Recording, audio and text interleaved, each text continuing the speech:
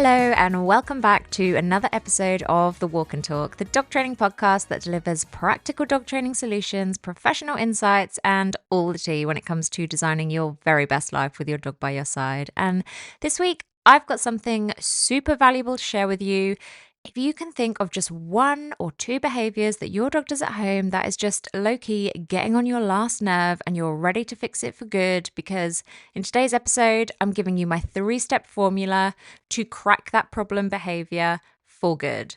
Yes, this week, I want to take a closer look at transforming bad behavior, for want of a better phrase, because actually, that term could definitely use some reframing, which we'll look at in just a second. But for the intents and purposes of getting us all on the same page here, we can probably all bring to mind something our dogs do, or even if they don't do it anymore, certainly something our dogs did, perhaps when they were young puppies or wayward teenagers, where we just thought, oh my God, that is so naughty. I just wish they wouldn't do this pain in the ass thing, right? And I would say most commonly, these are things like jumping up and stealing food from the kitchen counter or the dining table, barking incessantly at the window every time someone walks past, or barking at the doorbell or anyone knocking at the door, maybe jumping up at you when you get home from work, or jumping up at visitors when they come into your home. All of these really common, but really irritating behaviors that just annoy us. And we think, God, I just wish the dog didn't do that. Now, I said I wanted to reframe the term naughty or bad because it's actually only naughty or bad because we say it is. Because actually, if we go right back to our ancestors who were first domesticating dogs in the first place, right? Thank you very much, ancestors, by the way. If we go right back there, the dogs that noticed an intruder passing by the camp or the cave or the settlement or whatever, and alert barked at that intruder, giving the humans that they were sleeping beside a warning and a chance to respond before they were attacked or pillaged or whatever, those dogs were the good dogs. They were the really good dogs. They were the valuable dogs. And ultimately, those were the dogs that were bred from, because what good was a dog that provided no alerts or warnings or guarding benefits, but would still show up to drink your water and eat your food and share your resources? Well, those dogs were the bad dogs, weren't they? Those were the naughty dogs, or at the very least, they were the entirely pointless dogs, whereas ironically, we've evolved to such a point in our timeline of existence now that those dogs with those characteristics are actually what we want, and the hypervigilant, responsive, reactive behaviors that show up so often in our pet dogs that actually annoy us and cause us frustration. Well, in reality, that's just your dog being a dog. They're just being the animal they've been turned into, and not just the animal they've been shaped into by early mankind, but also the animal they inherently are.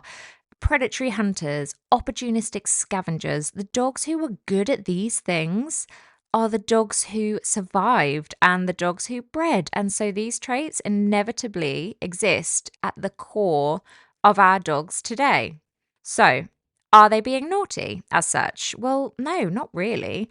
But are they being inconvenient to us and what we want as owners, as a human society?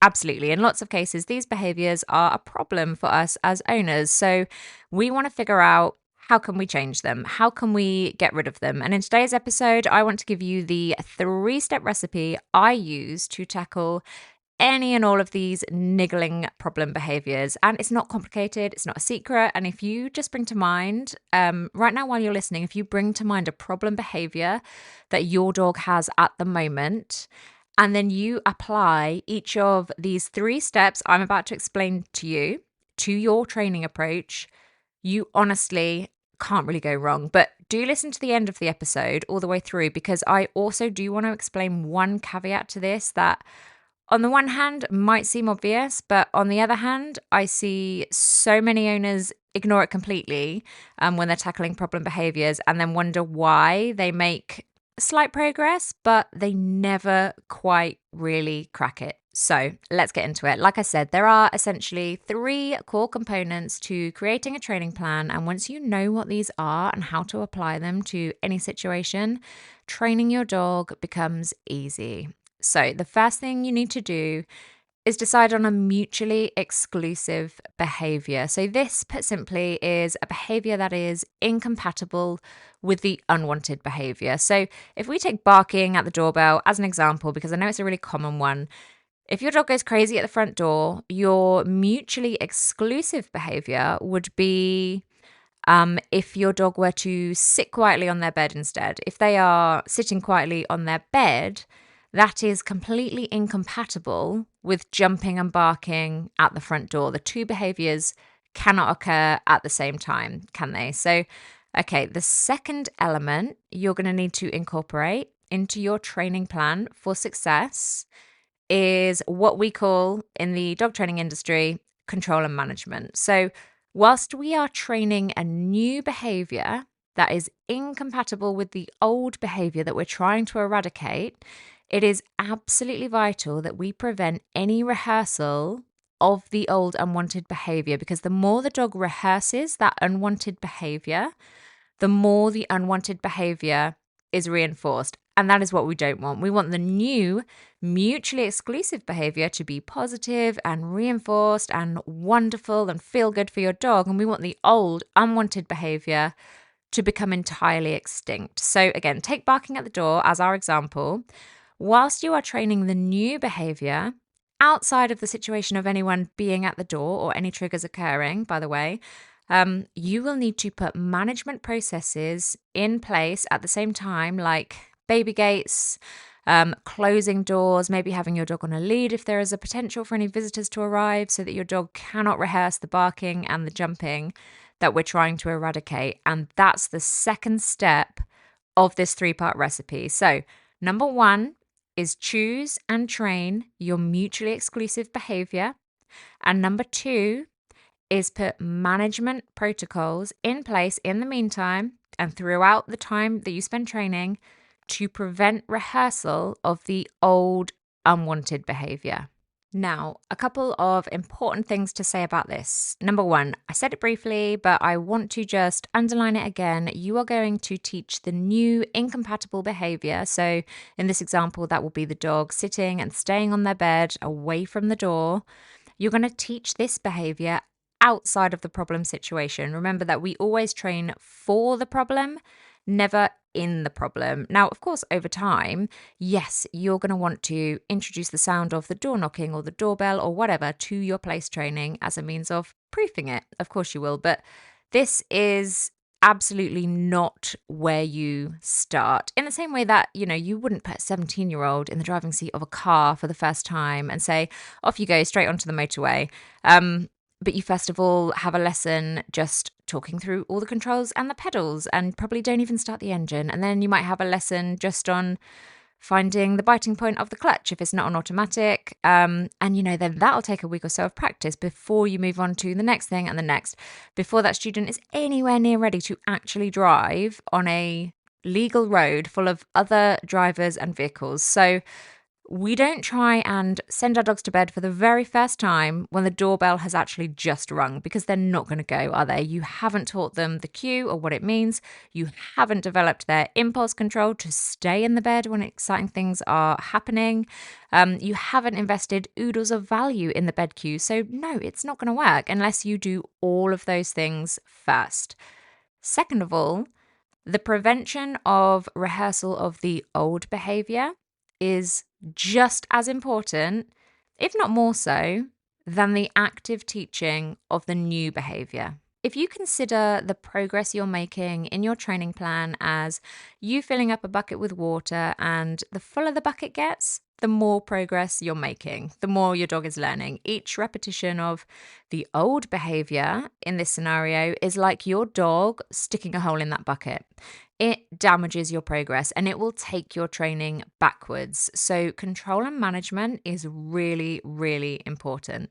And then the third thing we need to do when trying to change a behavior, the third step in our 3-part plan, is to change the associations or the triggers for that behavior. So, again, with the same example, if we have this dog who is barking and going crazy at the sound of the doorbell's association is currently that there's going to be someone at the door. There's going to be a big, exciting interaction at the door, and we need to change this association. So we can either desensitize the doorbell, which means teaching the dog that the doorbell means nothing.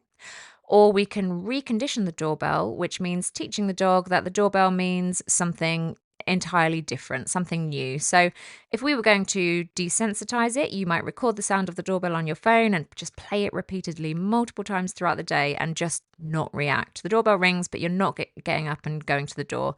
The doorbell rings, but you literally act as if you haven't even heard it, as if it hasn't rung at all, because there's nobody at the door. It's no longer a trigger for that big, exciting event. It's a complete non-event. Now, if we're going to recondition the doorbell, that means we're going to show that the doorbell means something new. So in this scenario, if we want the dog to go and sit on the bed when the doorbell rings, it could be that the doorbell signifies a yummy piece of chicken appearing on the dog's bed. Or if you have a treat and train, which I highly recommend, by the way, if you're trying to do distance training, stuff like this by yourself, it's one of those remote control dog treat dispensers. You could set that up beside your dog's bed and then teach them that the doorbell is an indicator that the treat and train is about to be activated.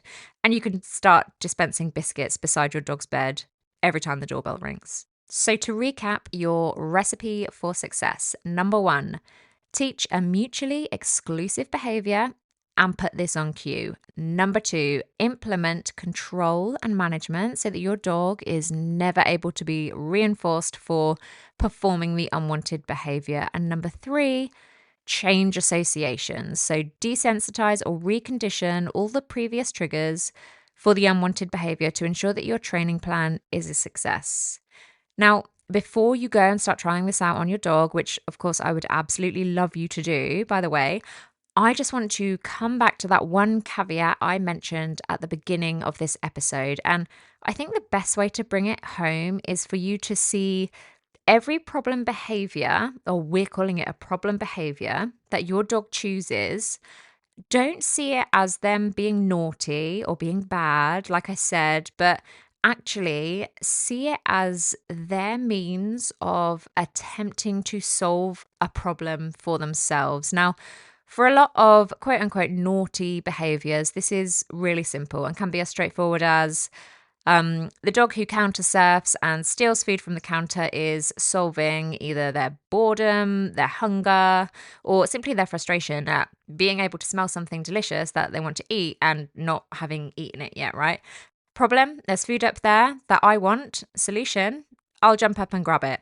Problem solved. However, we also need to be mindful of the bigger picture factors that can affect our dog's behavior. And I don't want these to be written off or ignored just because, well, we have this 3-step formula, let's just apply it and ignore the fact that actually our 2-year-old 30 kilogram working breed is only getting one 15-minute on lead walk per day. And so he's massively under-exercised, not fulfilled, and probably extremely frustrated.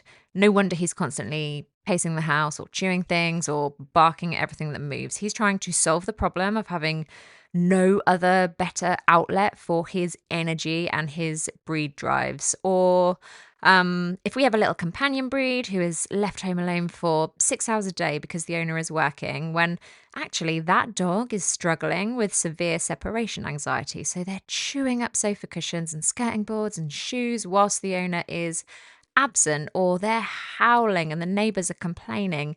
Again, they're trying to manage their stress levels with all of that chewing, or they're trying to end their isolation by vocalizing. So it's really important when we're listing out these problem behaviors that we want to train out of our dogs or eradicate or replace, that we always zoom out and look at the bigger picture as well to see if actually we need to check if there's a bigger, more fundamental problem this dog is trying to resolve with this behavior. And if so, we need to help them solve that problem, either with better fulfillment and enrichment, teaching a reliable recall so we can up their daily exercise with off-lead adventures and explorations, helping them through their separation anxiety so they no longer need to dramatically attempt to self-regulate in their owner's absence, or anything else in between, whatever it is. And if we do both of these things, so combine the 3-step formula of replace the behavior, manage the behavior, and recondition the behavior cue, as well as sense checking what problem is my dog trying to solve and how else can I help them to solve that problem.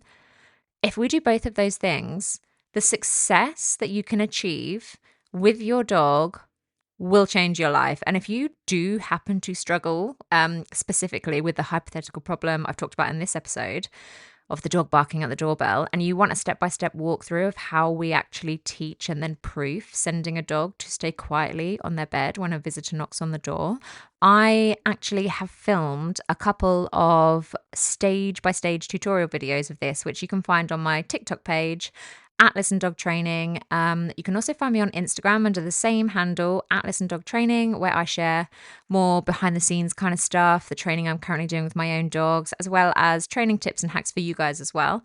And if you would like a more in-depth guide to transforming your specific behavior struggle, be it a poor recall or reactivity, lack of focus, or you just want to nail your puppy obedience, you will find a plethora of digital training packs and courses on my website, which is listendogtraining.com. So for now, I will leave you to enjoy the rest of your dog walk and ponder what problem behavior are you going to go home and eradicate.